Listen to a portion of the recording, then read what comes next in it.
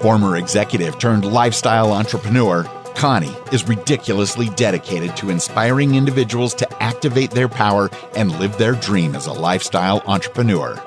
It's time to sit down, lie down, or squat down and turn up the volume. Up or Out with Connie starts right now. Hey, it's Connie Pheiff, and welcome back to another episode where we are interviewing women who are really making a difference. Women that may have had some shit in their past life and they've overcome that and they are pushing through, pushing forward, and they're just making things happen. So right now, I want to introduce you to our guest, who is Rena Romano. Now, she's a professional speaker.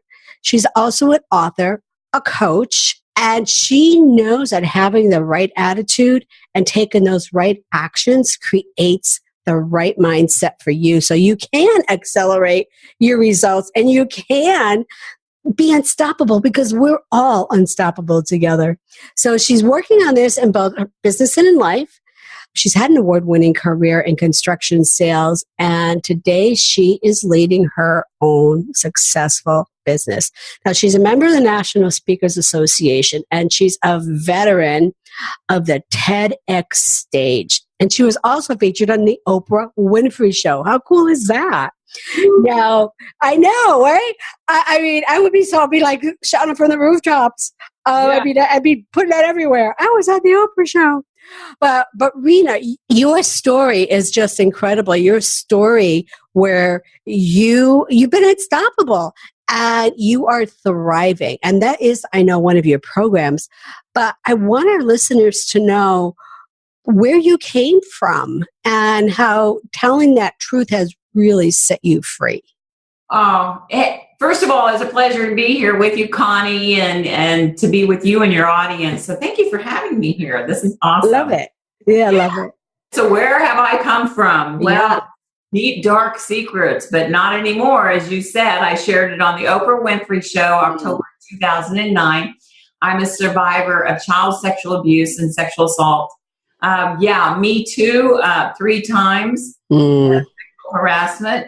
Yes. But as I was going through my healing process, counseling, I began to focus on my survival traits, the ones that courage, perseverance, tenacity, those things. When people say, don't let your past define you, I say, oh, but it does. It does. It does, but in a positive way. So because we tend to look at the negativity of it, and I help people focus on their strengths, not their weaknesses. But isn't it still important, though, to recognize what those weaknesses are? So when they come up, and especially when you're in a stressful situation, that's when they're going to come up. Yeah. Right? So as long as they see them, they know them, they recognize, and they could say, okay, you need to go away now. I'm not going to allow that fear to dictate, where I'm going in my success. Absolutely. We are not perfect. Mm-hmm. I had a panic attack last week from something that was triggered. I acknowledged it. I celebrated it. I worked through it. It hadn't happened in years, but we're not perfect. It's okay. I had suffered from PTSD, and I acknowledged, I don't like getting massages, and I don't know if that's contributed to the sexual assault or not. Yeah. And I'm with you. Yeah. So my husband loves to get massages. I don't, and whether that would have been the case had I not been sexually assaulted or not, I don't know. So I don't dwell on it anymore. I just shed the dread. Yes. I don't dwell on that. Shed the dread. Shed the dread. Yeah. I don't focus on my weaknesses. I acknowledge my weaknesses. And it makes me who I am. It's part of me. And I don't look at them really as weaknesses. I just look at them, hey, I don't like to get a massage. So, I mean, it could be for a number of reasons why, we don't like getting massages, but I just don't like people touching me. It's like, I just get like, I was like, no, don't do that. Don't touch me. Because like you, I'm a Me Too multiple times as well. But the thought of, some people, I mean, I know people where that's happened. They are the Me Too, but they've gotten stuck there. They're still the victim, and they're relying on that to get through life. Oh, well, I did. I was stuck there for a long time, but see, that's what we're taught, Connie. We are victims, and we're taught that we are victims, and we're taught to stay stuck there, because even years after the abuse, I was continuing in self-abuse and self-sabotage, and because I didn't know any better. Right. That's what I was taught. But I knew I wanted better. Yes. And so watching the Oprah Winfrey Show, it saved my life. And I told her that, because when she acknowledged, all the adversity that she's gone through in her life, like, hey, if she can talk about this and look what she's been able to accomplish, maybe I should talk about this too. So I did. I reached out and got help, and I've done counseling and EFT, hypnosis. I continue to go to programs like Jack Canfield and other positive programs. So it's just about continuing to grow and be a better person. Right. And it's continuing to grow. I mean, and we hear those quotes or those sayings where be around those that are truly going to lift you up and pick you up. And it is really true. It is so, so true. And I know I watched your TED Talk, and one of the things that really resonated with me was that when I shared what was going on with someone that I thought would protect me, where in turn, I was the one that ended up getting punished. Yes. And I was at fault. I was to blame. I was told I was to blame, that I allowed it to happen. So it was my fault. It had nothing to do with the other people. And I carried that guilt for a really long time. And in my 20s, I mean, it got worse and worse for me as I was getting older and into my 20s, where, I mean, I dated anybody and everybody, and I use the term sex, drugs, and rock and roll because that's who I was. Yeah. Yeah, but I knew that's not who I wanted to be. Right. I get that. I mean, I get that. And unfortunately, more victim survivors who do share are blamed, punished, and that I share that in my TEDx talk. Yeah. So if your viewers, your listeners want to go listen, and go to YouTube and type in TEDx Rena Romano, and you'll see mine. But because it's called Healing Sexual Abuse Can Start with One Word, and I've gotten a lot of great feedback. It's really a powerful message that you share there. So, I mean, people need to go there and listen, because it will really make a difference. And you are a true inspiration for others to see you on that platform today, knowing where you were several decades ago. Well, you know what? I just got tired of being ashamed of a crime that I didn't commit. Yeah. I got tired of it. I got tired of being angry. I got tired of living it with this deep, dark secret that was, and punishing myself for a crime that I didn't commit. Yeah. And that's what we do. Yeah, we do. The abuse stops, the self-abuse continues. And we carry that shame. We carry that shame with us. So you are helping so many other women and men, I know, through your Thrive Perspective program. Okay, so that's where you're working with organizations to help them understand the mindset. And the mindset is so, so, so important. So I would love for you to share more about that programs so organizations can really understand that a person, who they are at home, is really who they are and what they bring to the office. So how can we shift that mindset where they increase production, where they're better at sales, and and have all of those positive mind thinking toolbox to help them get through their days? Exactly. Well, more and more companies are seeing that people are their greatest asset, and we need to grow and nurture our employees, because without them, production goes down. Without the right mindset, you can have the skill set, you can have the tool set, but if you don't have the right mindset, I mean, I had all the sales training in the world, and I would just make it to a certain point. Right. But, having the secret and not getting help, put on our masks when we go to work, Yes. And I could only make it to a certain point and until I got help. And I think living in our truth is not like you have to go on Oprah and tell the whole world your secrets. Right. You don't have to do that. Right. I chose to because I want to help people. Mm-hmm. But don't be ashamed of your truth. The Thrive perspective is looking at your past and saying, that has made me who I am today. That's right. Look at your courage, your strength, your tenacity, perseverance. Mm-hmm. Those skills that helped you get through any adversity before and after. That's what we need to celebrate. Right. Skills. But we tend to focus on the skills that we don't have. Mm-hmm. Yep. And that's where our mistake is. We need, I'm really good at sales. My husband is really good at taking care of the books. Right. Good. He's an engineer. I don't understand algebra and I don't want to.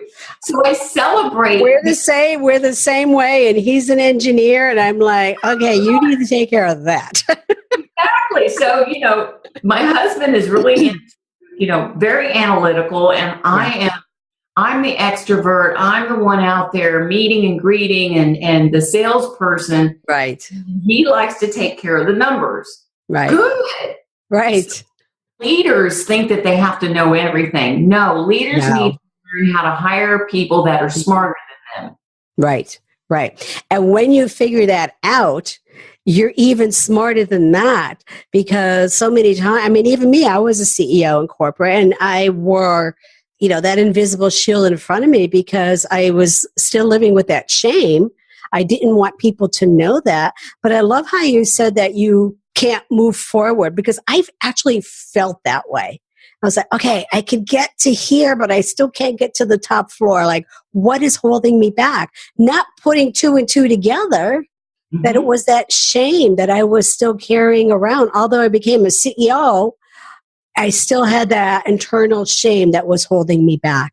Absolutely. And Brene Brown says shame is lethal. It is, yes. Whether it's literally lethal, whether we take our lives, it is lethal to our soul, to our mindset. It is lethal to, like you said, CEO.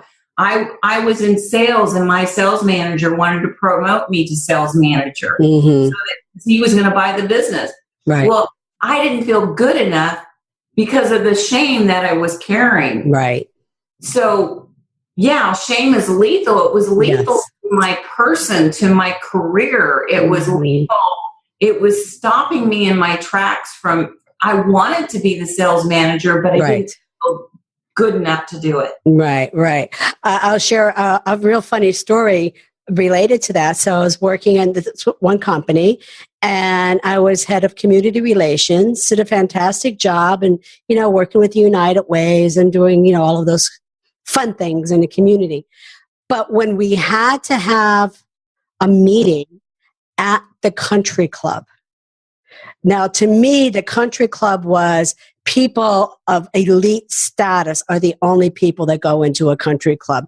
I remember going there, literally standing in the doorway, sweating, and the fear, because I felt like I had this big wart on my nose, of this shame that I was wearing outwardly, that I could not go into that country club.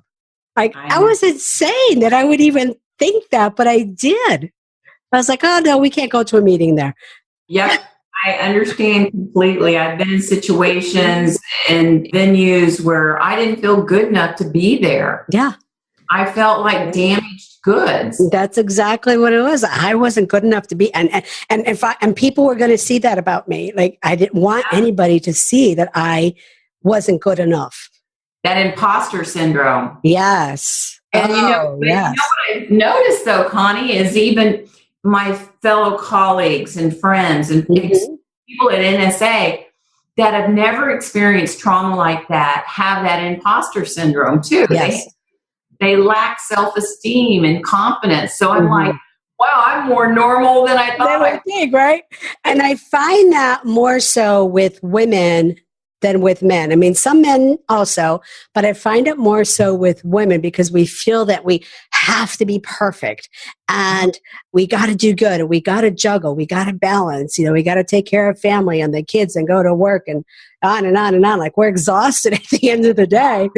But we put that pressure on ourselves, which is really, really interesting. But we need to move on because I know we could just keep talking about this for hours. But so, I mean, go to her YouTube page. I mean, definitely check it out. And I'm sure you could find her somewhere on the net being interviewed by Oprah. Absolutely. Yeah. You can go to renaromano.com and go to my media page. You'll find it there. So, Reena, I have some questions that I'd like you to answer. So the first one is, I believe at the end of the day that I like to tell people, be the change you want to see in your life. Gandhi said, be the change you want to see in the world. Right. And I believe that change can happen within ourselves. And once, smile, I believe that we can make a difference just by smiling at someone. That's what I believe. So imagination is fun. Imagination is living in what you want to become. You can imagine it. You can dream it. You can dream it. You can be it. I think it was Walt Disney that said that. That did that. Love that. Yes. Yeah, you can imagine it. So imagination is truth. Imagination is your truth. Okay. How's that? I love that. So what do you believe is the world's greatest wound today? Oh, that we're just being cruel to each other. With the internet, it's so easy to be mean and bully. I think that's our biggest wound, that we forgot how to be. We forgot about empathy. We forgot about, it was Aristotle said, be kinder than necessary, for everyone you meet is fighting some type of battle. Right. And that's our biggest wound, that we forget that, even Oprah Winfrey is fighting some type of battle. She's got billions. You look at Bill Gates, Warren Buffett, all these successful people, they're fighting some type of battle. Their life isn't perfect. And I think we need to just remember that when we speak about people and just stop bullying. So where do you find the balance of making things happen and letting things go? Well, I learned a long time ago, if I don't take care of myself, I can't take care of others. That's if right. I give, there's not going to be much left to give. So I have to take time off for myself. It becomes easier. I think the older we get, that becomes easier. Yes. Because when we're young and we're career driven and we have to do everything, and I was that way, and you just get to the point where you're spent.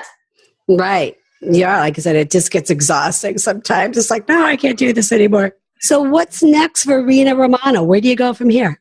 I'm just out there keynoting. Anybody who wants to hear about positivity and how to maintain a positive mindset, a positive life, have fun. My keynotes are fun and inspiring, motivational. They're high in content, but motivational in style. I like to have fun with my audiences, and I'm also a certified speaking coach, so I help others with their presentation skills. I wasn't aware of that. Yeah. So let our listeners know again where they could find you. Go to renaromano.com. That's RENAROMANO.com. And I'm on YouTube. I'm on Twitter, LinkedIn. So, yeah. You can find her. She's all over. So I wanted to point out, because we were talking today, I knew we were talking about, especially women not feeling that we're enough. This is my business card. It's quite sizable. But right on the top of it, it says, the danger of executive women is worrying they're not enough. Being obsessed with perfection and failing to perform. And I have that right on my card. And I knew we were talking about this today, but that still hasn't changed. that really has not changed. And women, and I just wrote a new blog yesterday too. I was doing some research. That's what reminded me about this. And the research, I was writing the article about, it's time we stop being perfect. Absolutely. It's time we stop being perfect. We are perfectly imperfect the way we are. Right. We need to celebrate that. Mm-hmm. Celebrate our strengths and, say, and don't focus on our weaknesses. Accept them. Right. Accept them as your gift. Recognize them. They are who you are, but then just, again, let them go. Let them go. And focus on what you're really good at. And like chase away that imposter syndrome. Like go to the country club. Like you are good enough. With your shoulders standing tall, your head high, and act like you own the place. And when I started doing that, people would come up to me and like, who are you? How are you? Right. And I do that now. Yep, because when you change who you are and your persona, people are going to change in how they have conversations with you. But be approachable, because people want what you have. Yes. Be approachable and kind and empathetic, and be a mentor. Oh my gosh, yes, be a mentor. And that's a lot of what we talk about with our network is be a mentor, be there for others. It doesn't, we have so many women members from corporate executive positions to thought leaders, leading their own entrepreneurial companies, successful women. And you know what? Everyone wants somebody else to be there for them. Right. We just all need to be there for them. So I want to thank you for being here today. You've been a phenomenal guest, and thank you for continuing this really difficult conversation about telling your truth and taking it from a place as being a gift and overcoming some of that BS that holds us back. Absolutely. Yeah, I know that remaining silent does not work. And No. Get happy. Yes. So, and thank you all for being here. I'm Connie Pheiff, your unstoppable diva. And we are, our network, it's part of the Pheiff Group, and we are also in partnership with the C-Suite Network. And we're providing women inspiration and educational material to be a high-performance leader, lead within, and cut through all of that BS that's holding all of us back from greatness and making the world a better place. Thanks for being here. I'm Connie Pheiff. And it's time for you to decide. And until next time, be bold, be fabulous, and let's all be unstoppable together.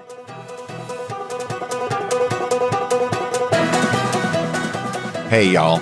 Thanks for listening to Up or Out with Connie. If you like what you hear and would like to be a guest, email the team at bookme@uporout.com. Learn how you can activate your power at activatemypower.com. We'll see you over there. Activate your power and be unstoppable together.